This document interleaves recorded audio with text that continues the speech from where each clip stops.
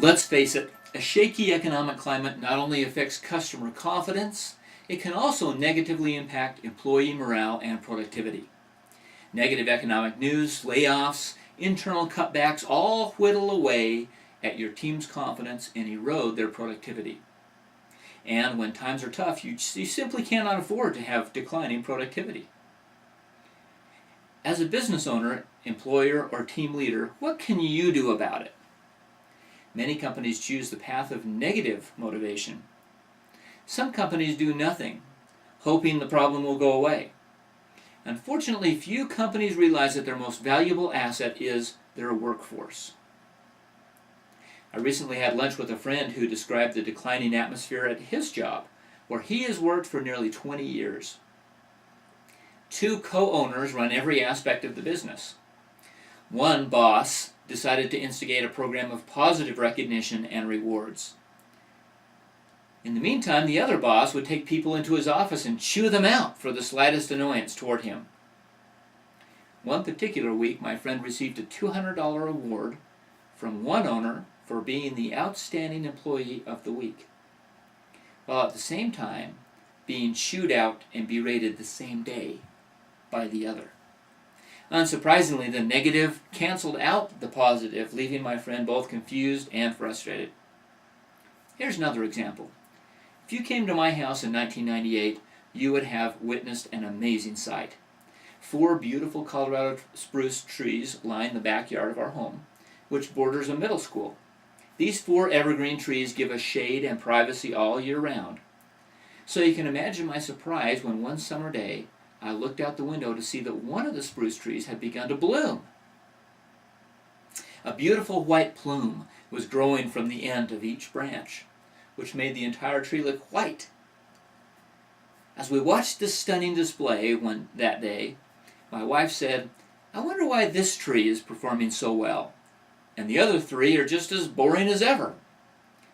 Why can't we get the other trees to bloom like that?" Over the next few days, however, the blooms began to look unnatural, and the tree became whiter and whiter. Within a week, it was dead. We soon discovered the reason. A small tractor that the school used to spread fertilizer had toppled over on the steep hill behind our property and dumped a huge pile of fertilizer and weed killer on the ground just on the other side of the fence from our tree. Rather than clean it up, the careless operator left the chemicals there, where sprinklers washed them into the roots of our tree. This is what had caused the unusual blooming effect in our tree as it tried to cope with the unusual quantity of fertilizer along with the poison. Temporarily, it appeared to be performing better than the other trees, but soon the effect of the chemicals overpowered the tree, causing it to literally burn itself out. As employers and team leaders, we sometimes treat our people like this poor tree. Fertilizer, which could be represented by encouragement or positive expectations, which can be very effective when applied consistently in measured quantities, is often heaped upon team members along with huge workloads and unreasonable expectations. Weed killer, which could represent criticism and reprimands, can be used occasionally in measured amounts when necessary to spot treat and remove weeds. Just like the tree in our backyard, negative motivation can produce results, sometimes even spectacular results in the short term. But the long-term effect is never good, often resulting in lower productivity, job dissatisfaction, fear, rumors, and negativism. Motivating employees takes time and effort, but it can also yield increased productivity and a more pleasant work environment.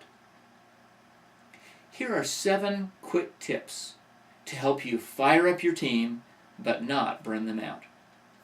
Number 1, be clear about expectations. Nothing destroys employees' drive faster than the feeling that they will never measure up to your expectations. Agree on clear, measurable objectives that you are both enthusiastic about. Then step back and watch your people dazzle you. Number 2, Have fun. Who said work had to be boring and unpleasant? Of course, there will always be tedious or disagreeable activities that must be performed, but that doesn't prevent us from creating a pleasant, friendly atmosphere, celebrating events and accomplishments, and enjoying the camaraderie of the workplace. It's human nature to put more thought, effort, and enthusiasm into those things we enjoy. Why not make the workplace one of those things? Number 3, recognize positive behavior. Answer this question: which gets more attention at your company, when you do something right or when you do something wrong? Remember this principle: that which is recognized and rewarded will be repeated. The sad fact is that by focusing on negative behavior and performance, we could be actually encouraging more of the same. Instead, why not instigate a CBG campaign, which stands for Caught Being Great? Go out of your way to find and recognize positive things that are happening. Number 4, tell the truth. Believe it or not, one thing that can destroy morale faster than anything else is lack of trust. Employees know if you are stretching the truth or being unfair. Be honest, keep your word, be fair, and never gossip. These may seem like old-fashioned values, but they are indispensable foundation stones to building an atmosphere of teamwork and loyalty. Number 5, appreciation. Remember, money is not everything. In fact, when it comes to motivating team members, money isn't anything. What I mean is this: money is only important when someone is looking for a job. But once they have the job, emotionally, that money becomes baseline, and they unconsciously feel that the money is owed to them just for showing up to work each day. As a business owner, you might think, I'm paying you, aren't I? Why do I have to appreciate your work too? But this is a recipe for disaster. Team members crave appreciation and recognition for performing well at work. Thank them as if they were volunteers rather than paid employees.